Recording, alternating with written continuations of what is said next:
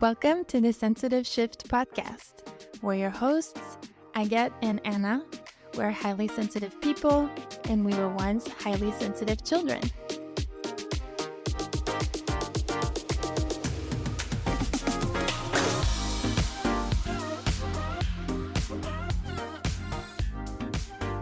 Today, we're talking about sensitivity and childhood, and sharing some stories and experiences about growing up as an HSP ourselves.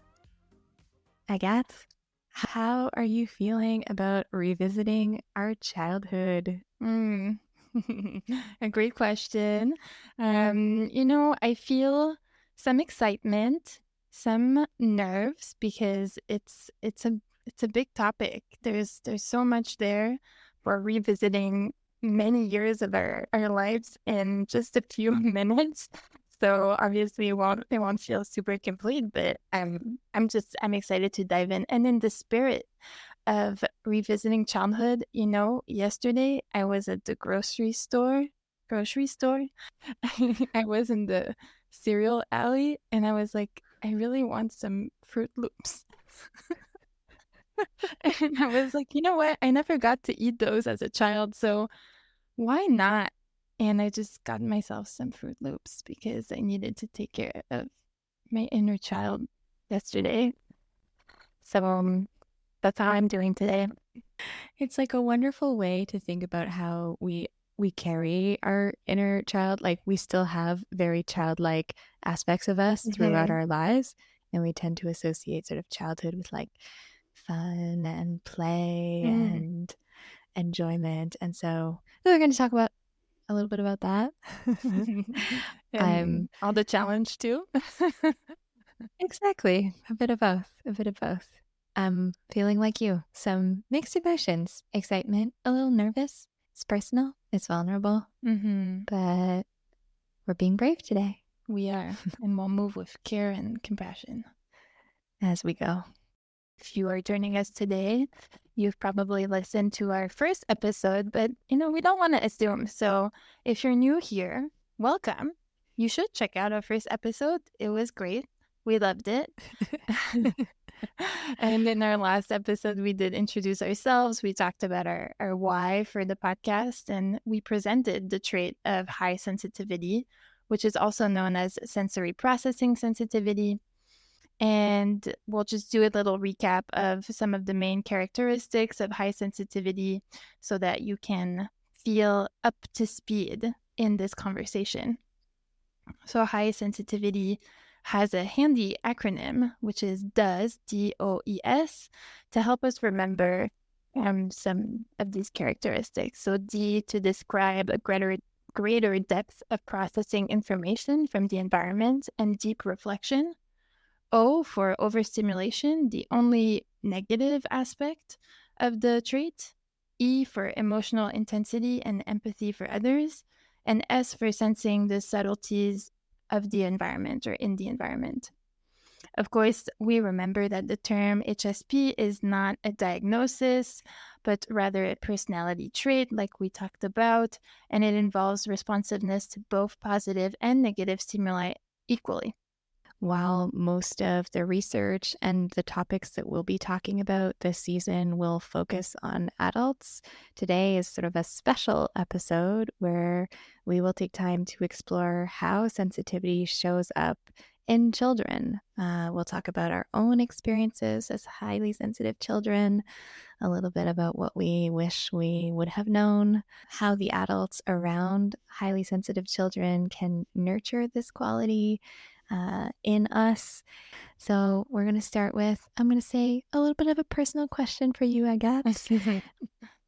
And I hope you can tell us a little bit about what are some of your first memories of discovering your sensitivity as a child. What do you remember first? I can tell you that I remember experiencing pain very intensely. I remember also being very aware and worried about how others felt because I thought everybody felt as intensely as I did. And so I was always worried about somebody else feeling alone or rejected or sensitive to a comment that was being said, like in class or in kindergarten, even like I remember being very reactive to other people's feelings or worried about their feelings. And I mean, we'll explore a bit this, like why I felt so stressed. But I remember feeling extremely stressed as I would say, early teenage years, to the point of feeling sick uh, for a very long period of time. Yeah, those are some things. Mm-hmm. And it sounds like big emotions to carry as a child. And that's reminding me of the skill of regulating over arousal, of regulating stress. And we were talking about this, and you had some interesting theories around sort of stress regulation, over arousal, and attachment theory. Mm-hmm. Tell us more about attachment theory. What do we need to know about the link between attachment theory and highly sensitive children? Mm. Yeah, that's very interesting. Speaking of sensitivity in children, even attachment theory could be an entire conversation in itself. And when we speak of sensitivity in children and the development and nurturing of this trait, attachment really comes up. What we can do is I can give you a brief background of the theory and speak to its link with highly sensitive individual, especially children. And I think a few people might already be aware of what attachment theory, probably attachment styles, what they are, because it's become quite folklorized now in our everyday conversations. You might see a lot of that online, and people speak about it in a way to relate. Like dating coach will talk about that. Let's maybe go back and rewind a little bit and talk about what attachment theory is. And it was first formulated by psychologist. He was also a psychiatrist and psychoanalyst, John Bowlby. And there was also more research added, of course, from other developmental psychologists later. And it's a psychological, evolutionary, and ethological theory that establishes the fact that children need to develop a relationship with a primary caregiver for their emotional and social development. So attachment is really first and foremost an instinctual bond created out of necessity for safety and security and survival. It's different than love and affection, uh, which is maybe surprising, but that relationship can also coexist with the caregiver. Having access to a secure figure is important in stressful situations to decrease fear in children and to learn how to respond to a threatening situation. That's a great background for us. And since we know that every experience is different, what kind of considerations do you think we should keep in mind knowing that? Well, I think there could be many, but one to note now, which is to consider cross-cultural differences. Our Western culture predominantly looked at child rearing and the function of attachment between a single primary caregiver, which was often the mother, and that in itself could be studied and looked at and discussed. So between that single primary caregiver and the child to create a secure bond. But there's also been studies in other cultures, namely collectivistic cultures, cultures where multi-generational families are responsible for child rearing, and other organizational structures, such as tribes, for example, that showed that the dyadic model is not the only one that has the capacity to produce a secure attachment in children. And can you give us a reminder? We know there's secure attachment. You've just said that. Can you give us a reminder of the different types of attachment and how they're expressed in a child's behavior? Mm-hmm. Yep. There are three main patterns that are identified, and they are secure, like you talked about. There's avoidant, there's anxious, and there's a fourth that's also been discussed. It's called disorganized or fearful avoidant attachment. A quick rundown of each of these is that for someone or a child that has a secure attachment, it typically will present that the child will be able to explore freely when the caregiver is around, will display an emotional response of distress when the caregiver leaves, will interact with new people and objects, and will be expressing joy or happiness when the caregiver returns.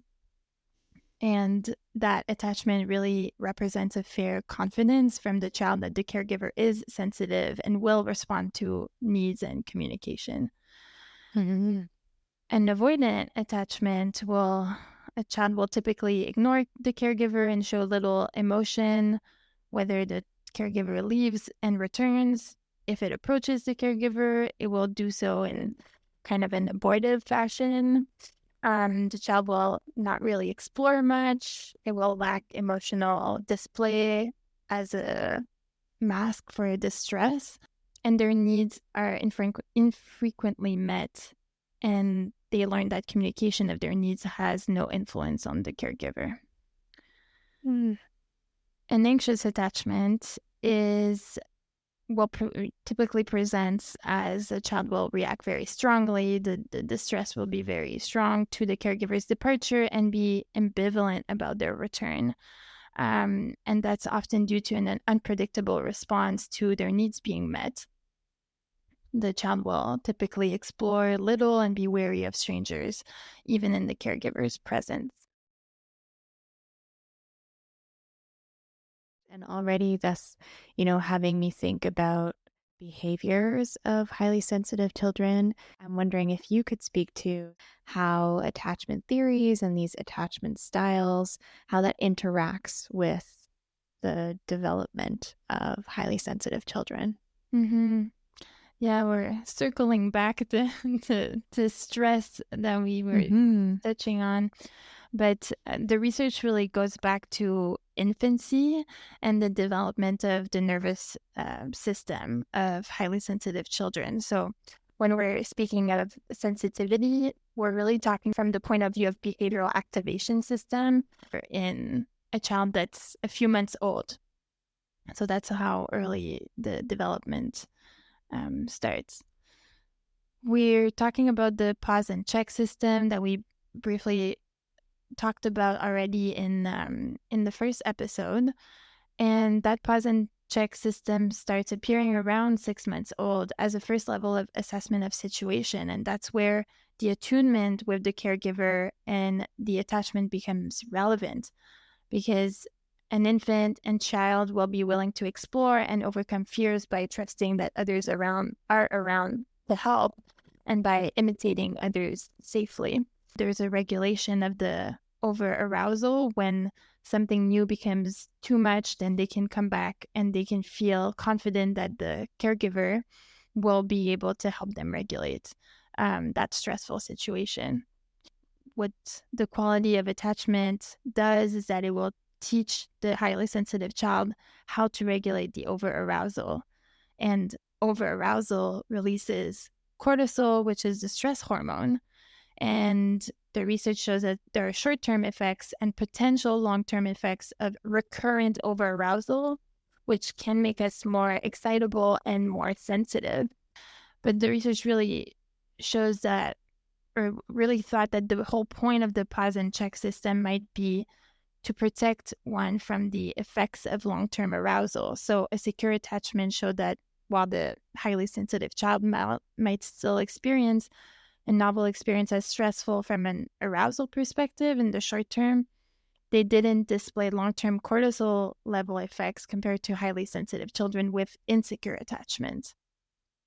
So a highly sensitive child who grows up with a secure attachment has learned to trust their bodies and regulate their nervous system and really think something like, my sensitivity is not an enemy, it's special, it needs tending, it needs special care. Whereas in the case of an insecure attachment, due to a multitude of factors, the messages learned about sensitivity in our bodies can be very different and frustrating.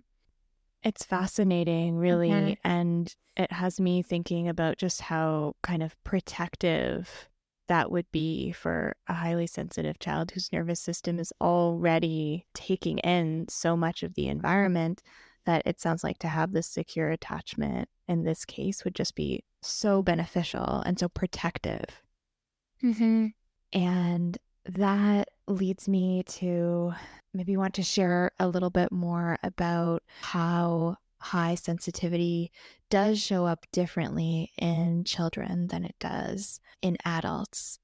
And there's this wonderful book by Dr. Aaron talking about specifically highly sensitive children. Just like there's a questionnaire for adults to determine if they are highly sensitive, there's also a questionnaire to determine whether children are highly sensitive. And the corresponding questionnaire that's used to help identify highly sensitive children presents sort of like clusters of behaviors and patterns that can be observed by adults. Something to know is that the different aspects of the trait that we talked about before, so that wonderful acronym, the depth of processing, being easily overstimulated, emotionally reactive, or aware of subtle stimuli, are present in children just like they are in adults. The difference mainly is seen in sort of these outward observable behaviors. And I'll tell you what that looks like with concrete examples. So, if we're thinking about depth of processing, in adults, this might show up as, for example, the tendency to reflect deeply, to be deeply moved by art and music. Whereas for a child, that might look different. It might look like asking a lot of questions and being quite curious about the world. It might be using big words for their age after hearing the word only once or twice. All of which, when sort of clustered together, demonstrate this greater processing, this tendency to pause, to check, to reflect about the world before acting. In a similar way, if we think about overstimulation, if we think about adults, we might describe this in statements like, I feel overwhelmed. Or we might relate to the sentence, I prioritize arranging my life to avoid upsetting or overwhelming situations. We schedule ourselves in such a way to kind of remain calm and regulated. Whereas when it comes to children, the examples start to sound a little bit more like it's hard to get them to go to sleep after a long day. They complain about seams in their socks or scratchy clothing.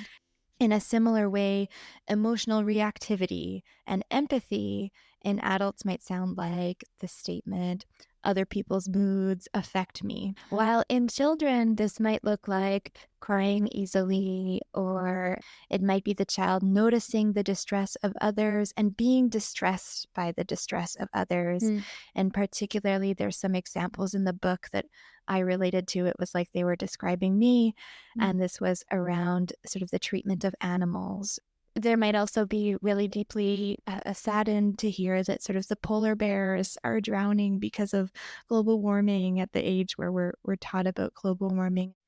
And it's not just with interviews that this has been studied. It's sort of interviewing parents. There's also a lot of brain imaging studies that find that highly sensitive adults, just like children, their brains will light up differently when perceiving particularly emotional stimuli. I like how you've been able to associate some of these main characteristics of a highly sensitive person, how it may present in a child, because we all know that we can't expect a child to be able to express what they're going through at the same way that an adult might be able to.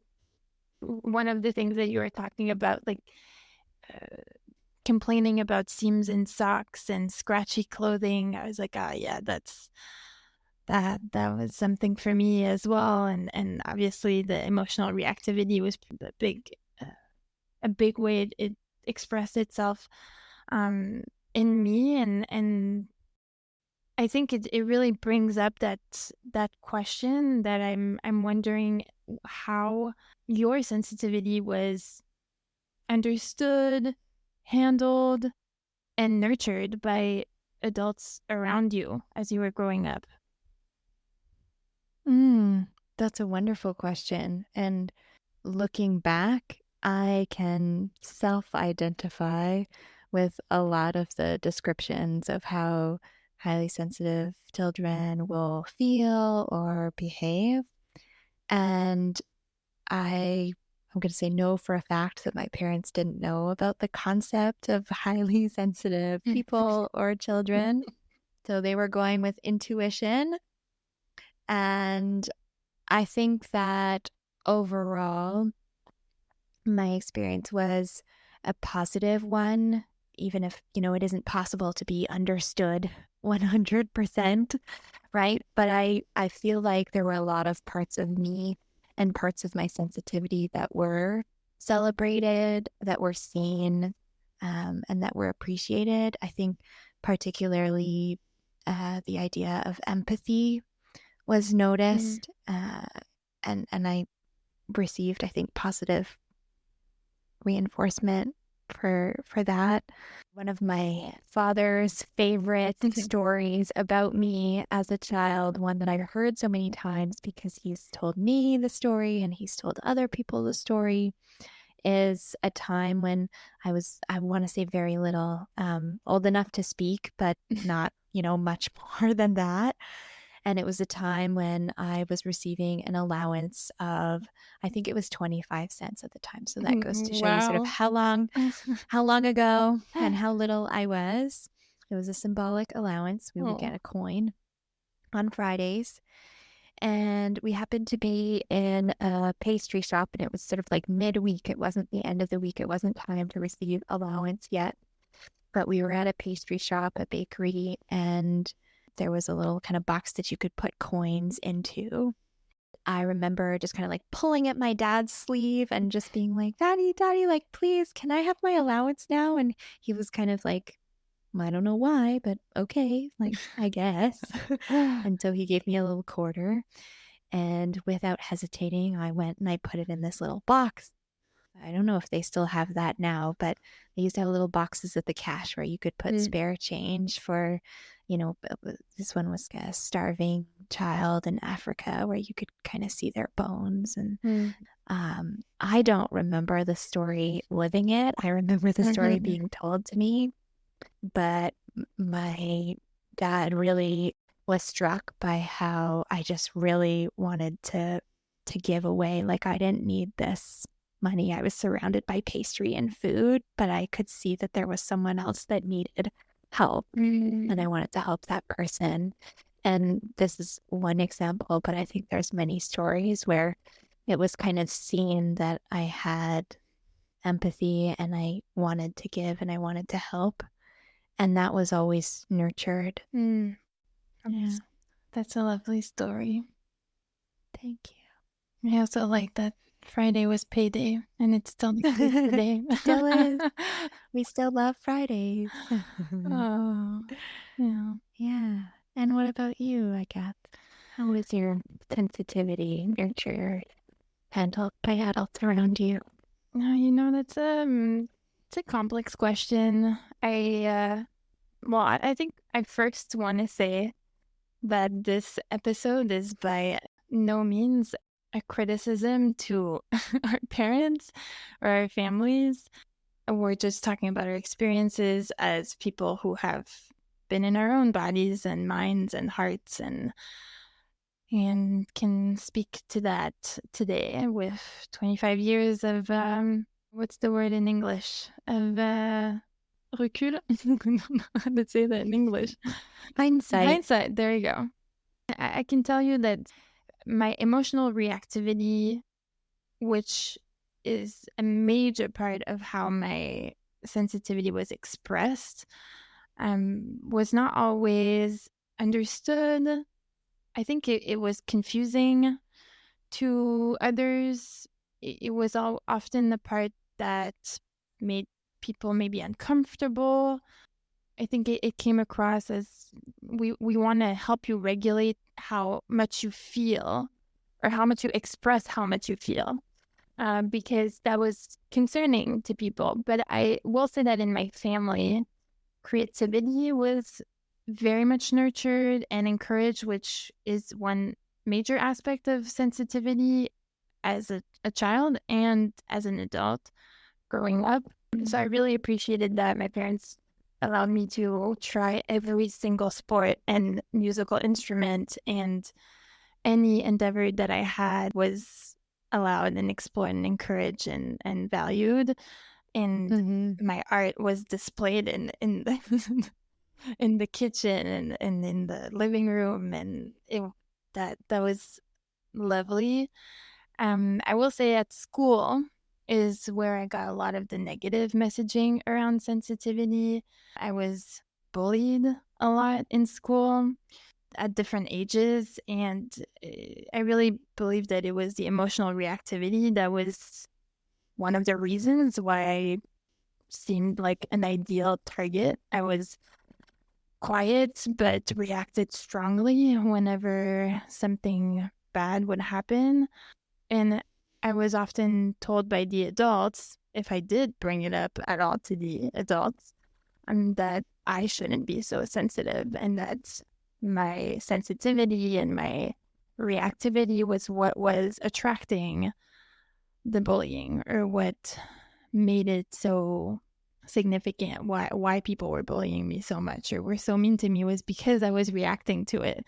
So I think for a long time, the message I got was that my sensitivity was not only a weakness, but it was going to be the cause of my own demise.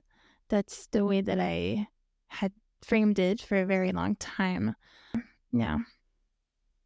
I'm so sorry to hear that. It almost sounds like it was dismissed at times when you really would have needed an adult to come in and validate and see you. I think there's multiple things that are very important in this conversation, is that children's issues are as important as adult issues.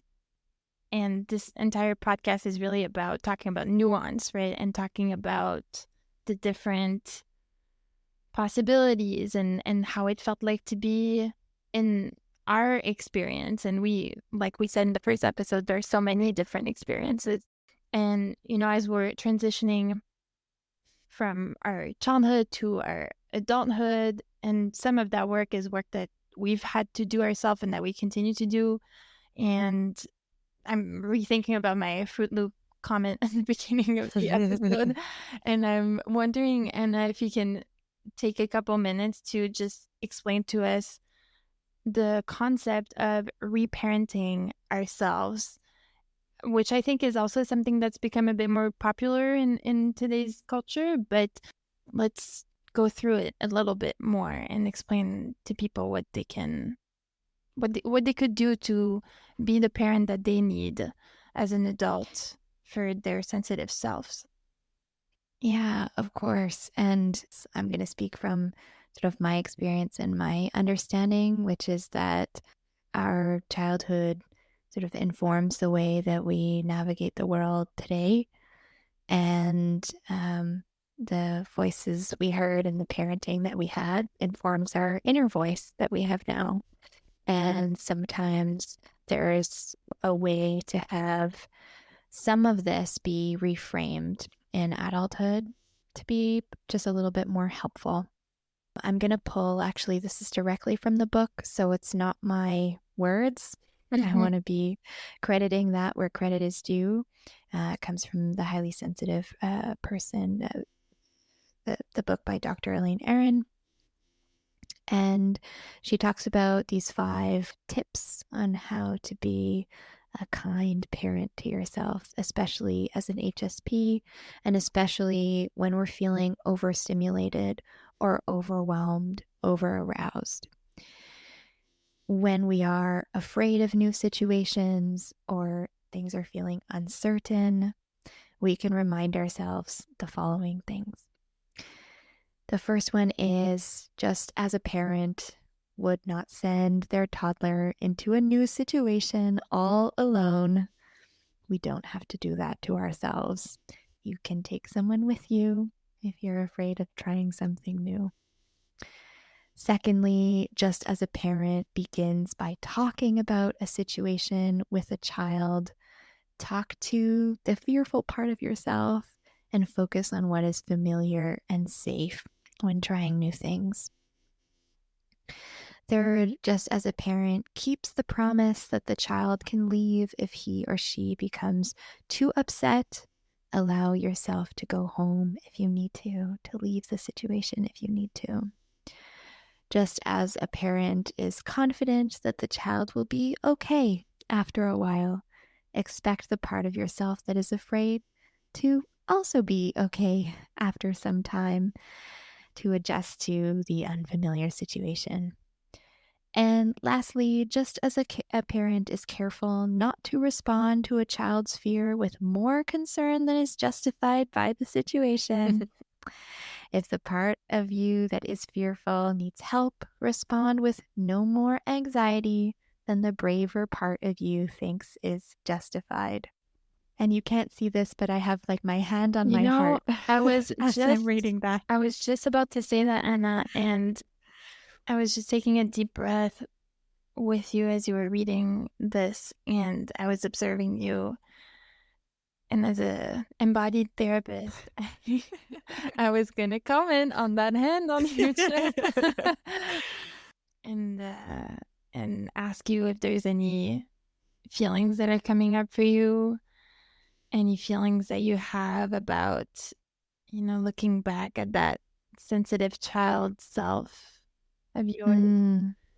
Yeah, of course, I feel this, and I feel the strength of the kind of the compassionate adult caring voice that comes across. And I just love this idea that it can come from outside, and it often does, and it can also come from inside. That comfort and that care and that trust, that last one, right? The trust that we will be okay and we can do hard things, we can do scary things, we can do new things, and they may sometimes be more scary, and it doesn't need to be something limiting. It can be something that we care for and we work with. Yeah. No, we have to, right? We're not going to stop being sensitive. Yeah. It's lovely. Thank you. Yes. Now to you. How do you feel looking back at your sensitive child self? Anything you would tell her? Many things I would tell her. Looking back, I feel so much compassion for this child who desperately wanted to be seen. I'm sad for what she went through, and like I was explaining, she really believed that it was because she was so sensitive that some of these things that happened. And I'm thankful that she stuck it out, and that now we can take care of her and value her for the richness that she brings in our lives. And I have had to do a lot of work to feel some of these terms that I'm bringing up: compassion, thankfulness, care, richness. A few years ago, I would have been like, take it away from me. I don't want any of it. So, it's a journey. And I appreciate what you said on, we can do the same things. We can do hard things. We can do complex things, beautiful things. It's not easy, but we do them in a special way as well. And I actually really appreciate that now. I really do.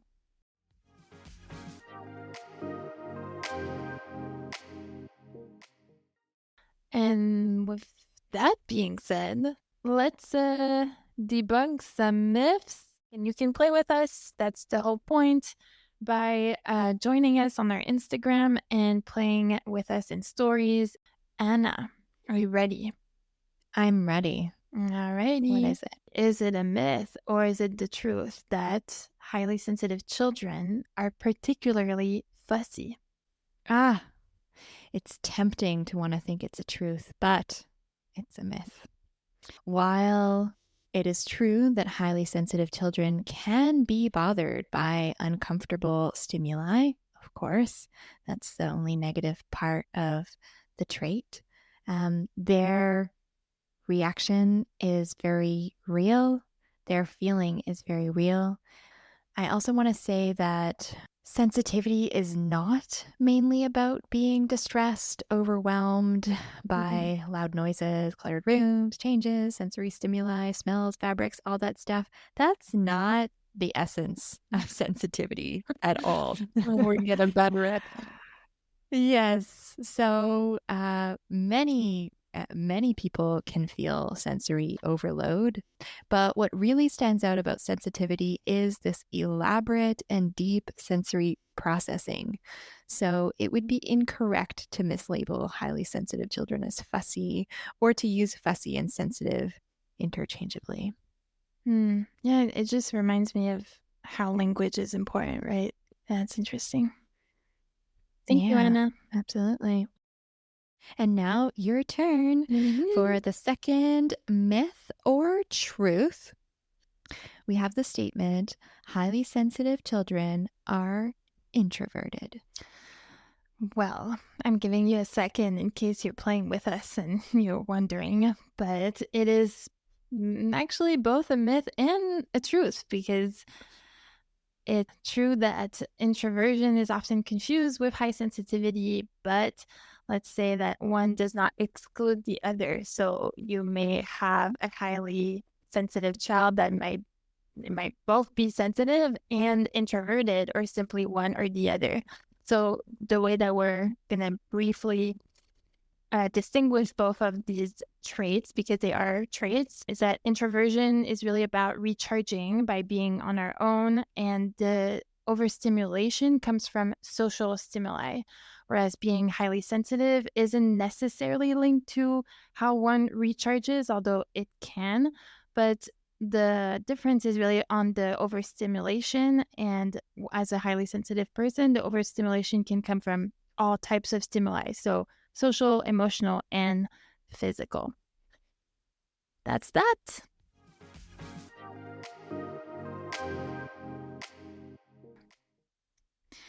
Anna, tell us how did you in the past week, or if you want to speak in the future, how will you nurture your sensitivity this week for our HSP Minute? I'm excited for this week nurturing. I'm counting, I think 5 books on my kitchen counter. Yes, I saw that the other day. You saw that. I've just gone to the library and I am going to nurture my HSP with some reading on all kinds of different topics. There's a autobiography. There's a topic on HSP and love. There's some therapy related topics here. There's a story, a short story. So we're going to do some reflecting, some learning this week with those books. And what about you? What are you going to do this week to nurture your sensitivity? Well, apart from eating Fruit Loops, which I've brought up way too many times in this podcast, we're going to need an Insta story of the Fruit Loops. No one's going to understand this. It'll be a poll. Do you get where this is coming from? If you don't know what Fruit Loops are, listen to episode 2. Yes, and they're cereals that are very colorful and they're very lovely.